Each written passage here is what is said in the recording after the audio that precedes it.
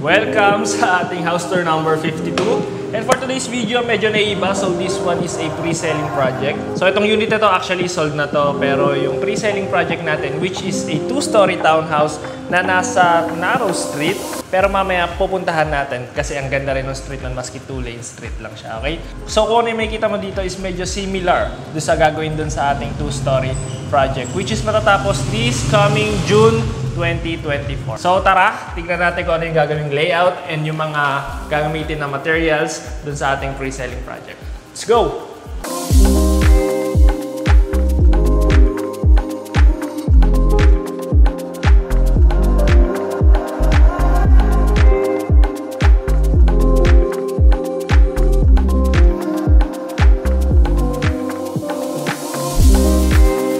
Okay, so yung pinagkaiba nito dun sa ating pre-selling project is this one only has a 3.5 meters na frontage while doon sa kabila is 4 meters frontage, which is very rare dito sa Sampaloc, Manila. Kasi yung standard cut lang talaga ng mga lote dito sa Sampaloc area is 50 to 52.5 square meters. Pero yun, 60 square meters lot area. So, mas malapad. So, iba rin yung impact nun sa laki pag nakita mo in person yung 4 meters na frontage na yan.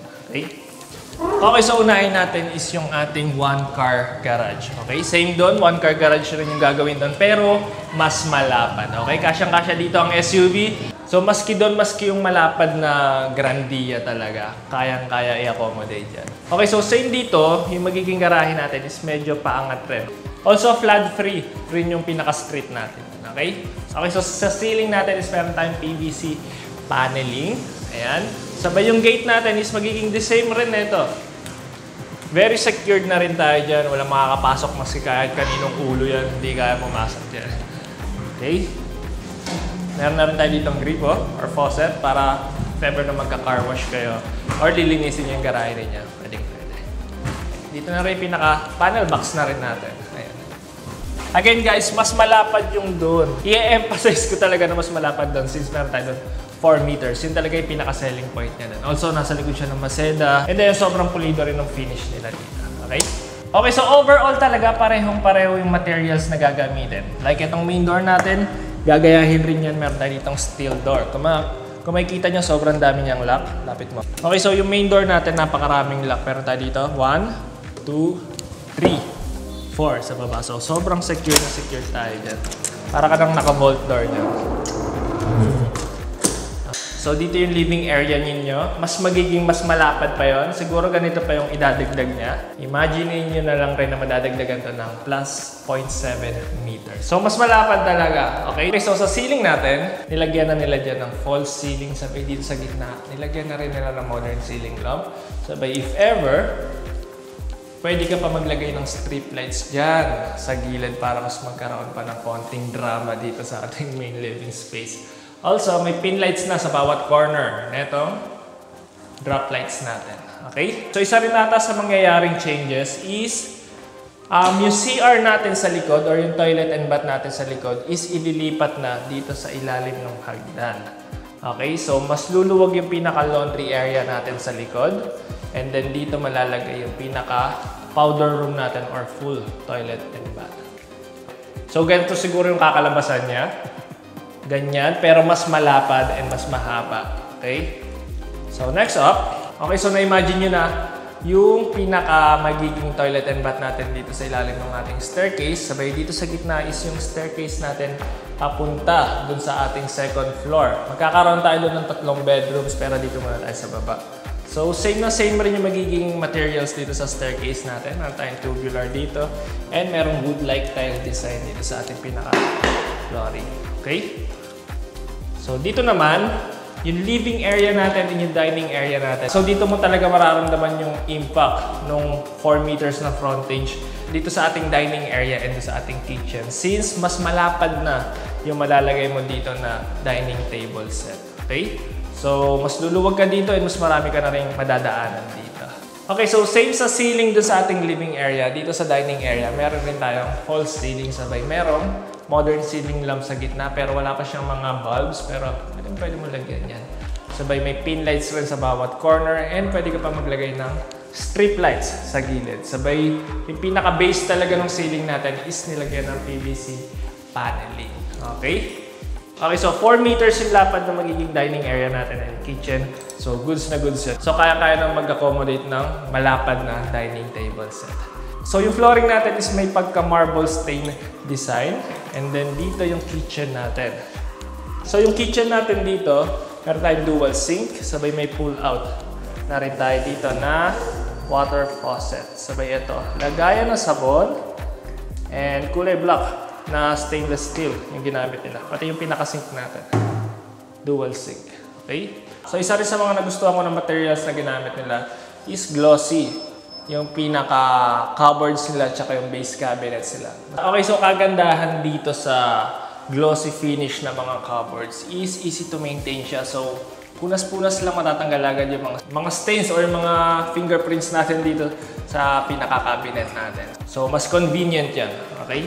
So, yung pinaka-countertop naman natin is extended. So, nag-act na rin siya as backsplash. So, bagay na bagay rin yung mga fixtures natin na black dito sa ating pinaka-countertop and dito sa backsplash natin.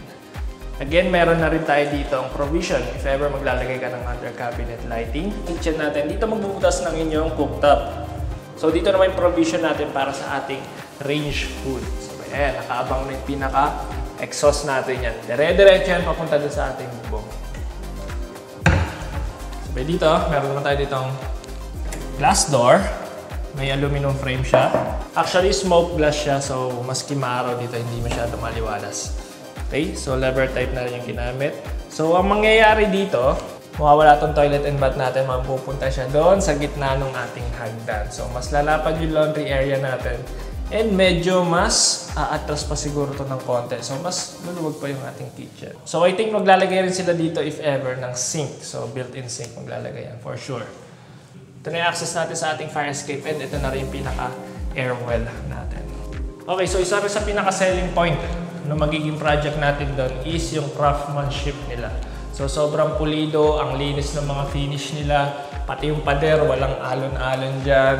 Ultimong mga grout natin dyan, ang linis tignan. Pati yung mga cornerings natin dito, ayan, kitang-kita mo talagang pulido. Pantay, and hindi siya yung wavy. Okay?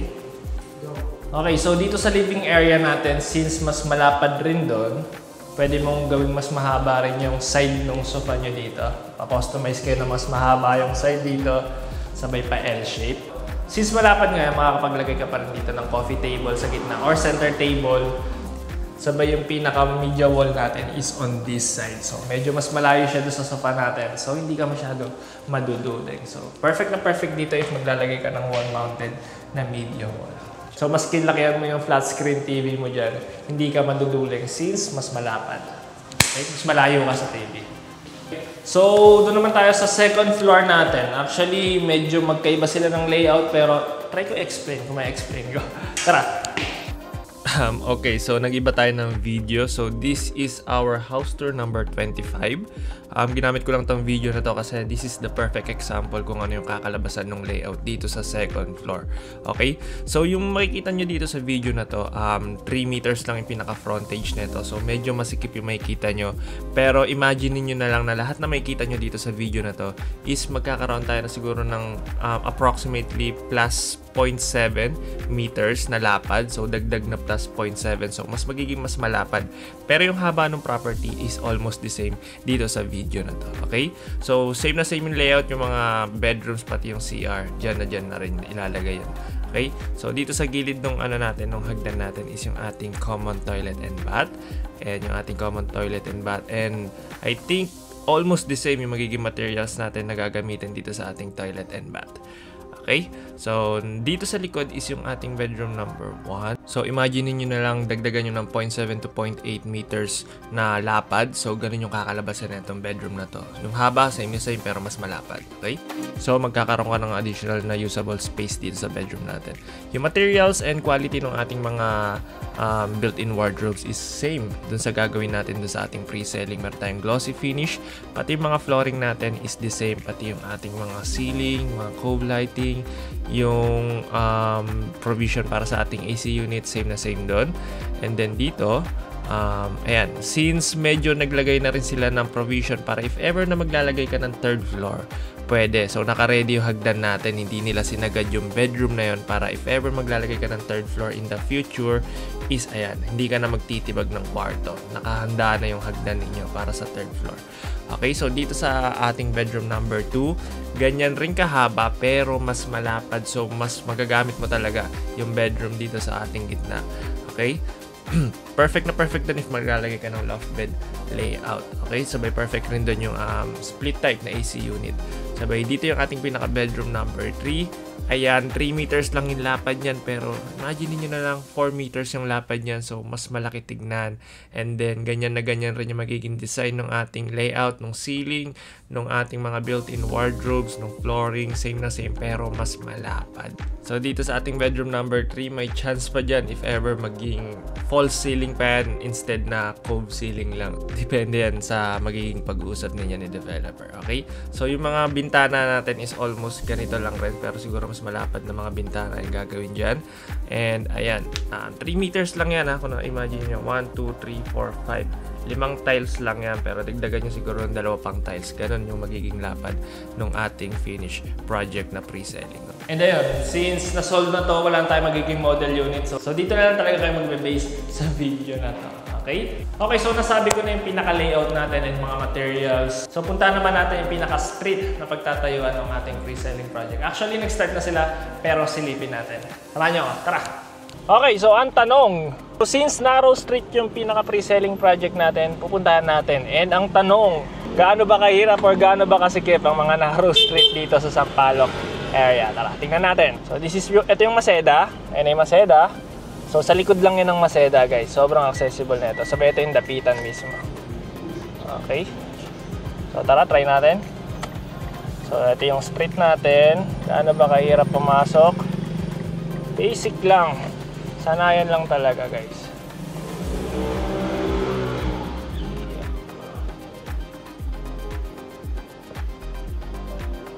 Okay. Sanayan lang. Medyo mali pa nga pasok ko doon since hindi pa lobo. Kailangan babelta ka rin ng konti ba doon. So, additional technique. Tiklop mo yung side mirror mo. Ayan. Okay. Maluwag pa rin siya. Kasyang-kasyang SUV Montero to. Huwag ka lang may masasalubong. May atras at atras. Lalo na kung walang space dito. So yung street natin ito, yung isang side is dedicated parking yan eh. So isa lang talaga yung nadadaanan. Ang maganda doon is sa side natin yung townhouse eh. So if ever may 4 meters ka na frontage sa harap, pwede ka mag-park ng sedan doon sa harap or maski hatchback. Hindi magkakaproblema. Pero usually talaga wala nang nagpa-park doon sa harap ng property para mas easy access yung mga katabing unit. So dito itatayo yung property natin. Ayan. So matatapos yan this June. Okay? So tulad nyan, meron tayong kasunod sa likod ng motor. So hindi ka masyado pwedeng huminto. Ayan si kuya. So hindi ka pwedeng huminto. So ayan. May pinto rin tayo dyan sa harap eh. So dito muna tayo magpa-park. Okay? So medyo secured rin tayo since meron tayong gate sa harap. Sinasara yan paggabi pati yung nasa likod. Pero may tao naman dyan, so pwede mo buksan. So may nagbubukas sa inyo dyan. Okay? So kung pag-uusapan naman natin is yung pagpasok ng kotse dun sa garahe ninyo, mas magiging madali na since 4 meters yung frontage natin. So hindi ka na ganun kagipit sa bawat gilid ng gate natin. So plus na plus talaga yung natin, yung 4 meters na frontage natin. Also hindi mo rin talaga dama yung pagkaano niya eh. Yung pagka-narrow street niya since yung kanto, konting lang, ilang bahay ito? Isang malaking building dito na under construction pero patapos na, maganda yung mansion yan. 1, 2, 3, 4, 4 na bahay lang guys, ando ka na sa property talaga. Okay? Okay yun guys, so baba tayo, tingnan natin sa personal. Tara! So ito, di ko pa medyo sinagad para di na mahirapan later. Okay, so ito yung kanto. Ito yung kanto. Ayan yung P. Margal. Yun yung dapitan. So, accessible rin to. Ito yung street natin. Normal. Okay, so ito yung property natin. Ayan. Silipin mo kay Lobson. Okay. Sige lang. Hindi. Silip mo lang dyan. So, dito yung 3 unit dyan. Kita nyo kung gaano kalapad dyan. 4. 12 meters yan in total. So, 4 meters, 4 meters, 4 meters. Okay. So katabi nyo, building. Dito is apartment type. Simento na rin, so wala ka na rin maging problema. Sa side na to may poste, pero malayo naman siya dun sa pinaka-gilid natin. Okay. Ayan. So maliwalas, tahimik, and hindi ganun kagulo. Wala masyadong obstruction dito sa street natin. Nice. Nice, nice. So ito yung pinaka-street natin. So dito if ever, walang bawal mag-park dyan. Ayan sa harap ninyo. So mas easy ka na rin magmaniobra. Since 4 meters yung pinaka-frontage ninyo, madali ka lang magmaniobra. Perfect dyan if patras yung pasok ninyo dito sa property natin. Okay, so gaano ba kalapad yung 4 meters? Ayan yung 4 meters natin. Mula dyan sa dulo hanggang dito. Ayan, yan, papunta dyan. Malapad na yan, guys. Madaling-madali na magpasok ng kotse dyan. Lalo na if sedan or hatchback. Or maski compact na SUV. Kasyang-kasya dyan. Maski crossover, guys. Plus yun. Okay? So, ang lapit niya rin sa kanto lang talaga. Ayan lang. So, sobrang lapit niya sa sakayan. So sa kabilang kanto mo lang is yung Dapitan. Sa kabila naman is Launlaan. So, pag dito ka naman sa kabilang side, pangatlong kanto, Espanya naman. So hindi ka mahirapan ng access sa public transport if ever. Sabayan, lapit lang rin ito sa UST. Siguro around 3 minutes. So, around 5 minutes siguro. Yung condo na yun, UST na yun. Gilid yun ng UST, sa Lacson yan. So, ayan. Sa dulo na ito na yung gate ng P. Margal or P. Florentina ng UST. Okay. Ito naman yung Maseda, guys. So, easy access. And a welcome rotonda or yung Sun Residence. Sabay sa likod na ito, Maseda. Sa Maseda maraming chibugan. Nandun yung Egois, Paluto, iba't ibang cuisine doon, guys. May Japanese, may Korean, may Filipino. Perfect na perfect. So yun lang, guys, para sa ating house tour number 52. So if interested ka sa ating pre-selling project, you can send us a message on our Facebook page at Right House TV, Sampaloc, Manila, or pwede nyo rin kami kontakin dito sa contact number namin. And then yung pinaka-turnover ng property natin is around June 2024. Okay? And yun lang para sa ating house tour number 52. Tawa ng tawa, porket po laging mali eh. Alam nyo, guys, kung may bloopers tayo dito, pucha. Lagi kasi ako nabubulol, kinakain ko yung dila ako kasi. So nabubulol talaga. Okay, guys, that's it for today. Thank you for watching. Don't forget to like and subscribe and mag-comment na rin kayo. My name is Jello. See you on the next one. Bye-bye.